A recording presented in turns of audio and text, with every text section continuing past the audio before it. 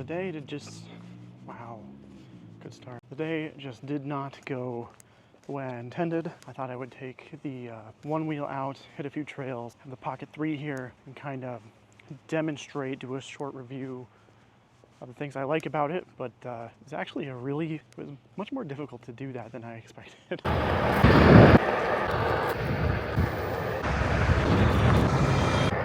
Bitter cold.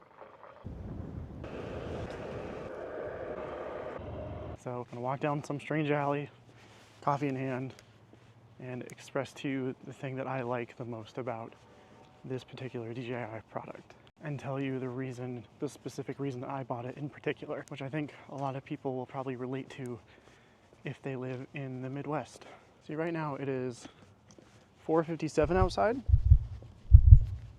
That means we're approximately 10 minutes past sunset for the day. Daylight savings time being over.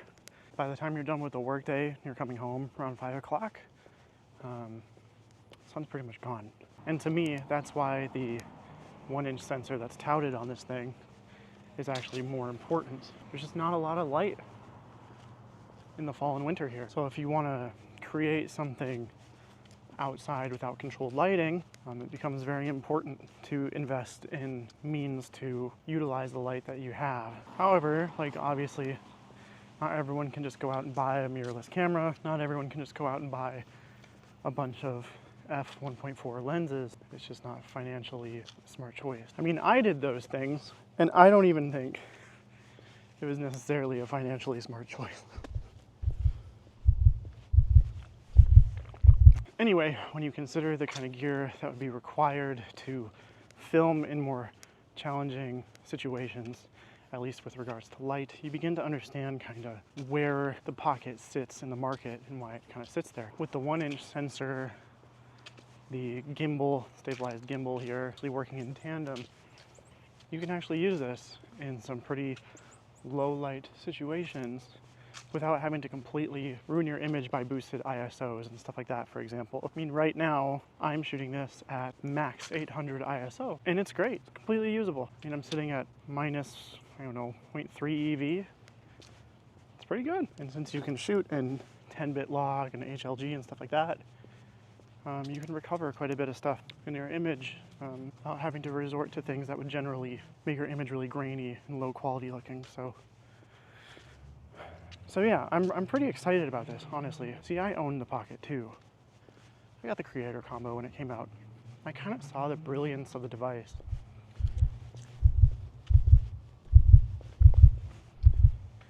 I kind of understood what they were going for, but I think it needed a little bit more time in the oven, because the image quality of it, it just didn't look that much better than like a cell phone. I don't know, I ended up being very disappointed with it, and I barely ever used it.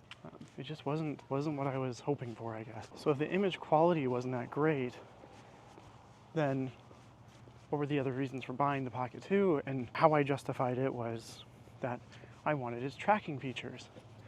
But the Pocket 2's tracking features were only usable if you were walking really slow and if you were in a fairly controlled environment.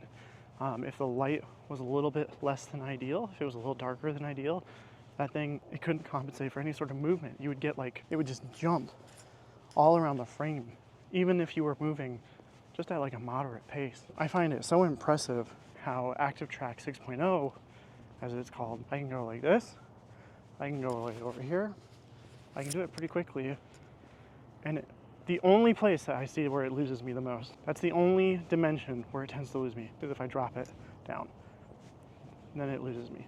But side to side, corner to corner, it does really well. And Pocket 2, it would just compensate and bounce all over the place before it recentered and found you again. It was unusable.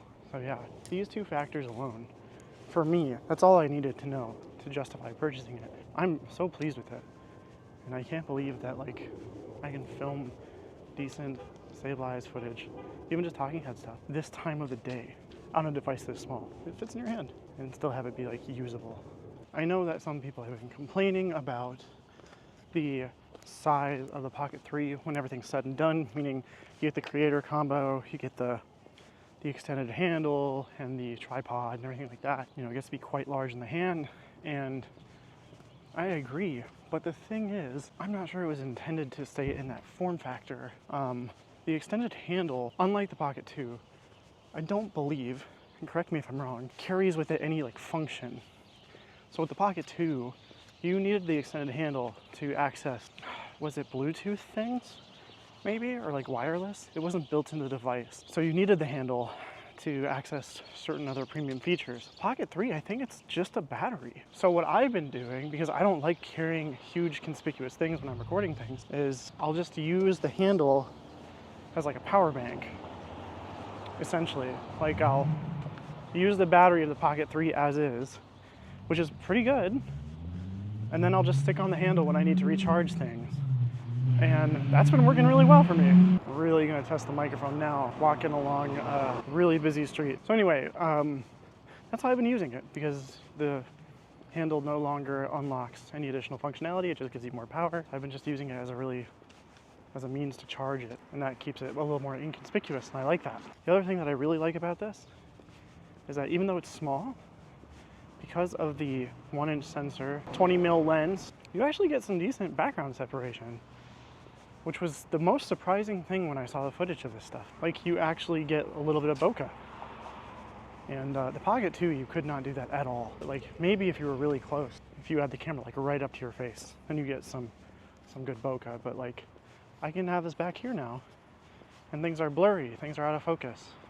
And that's really nice for like talking head stuff. For me, I really like that in particular because like if I'm out walking around and filming, I know it makes people uncomfortable.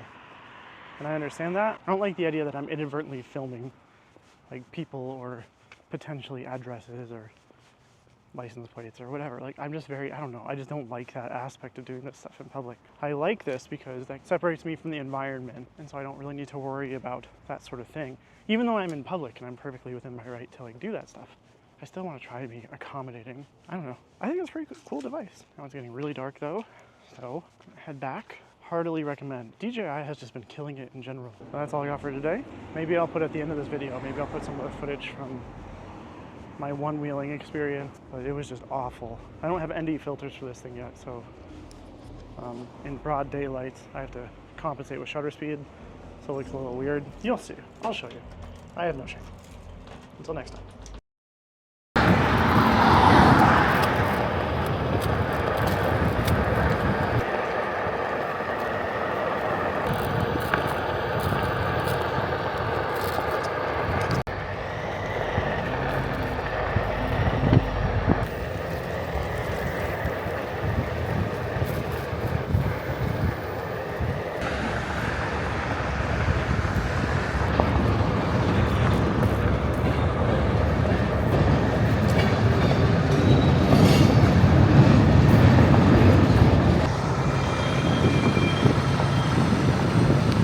Okay, we're really going to test the limits of this microphone. It's supposed to be a 60-degree day today here in Minnesota, and I figured it'd be a good idea to get the one wheel out, hit a few trails or something. I ended up opting for the trail right in front of St. Paul here, and it is windy, and it is like bitter cold, and I don't know why I expected anything different, because this state just hates its people. But is the audio usable? That's what I really want to know. The sun is right above the horizon, so I have to keep my hand up this way.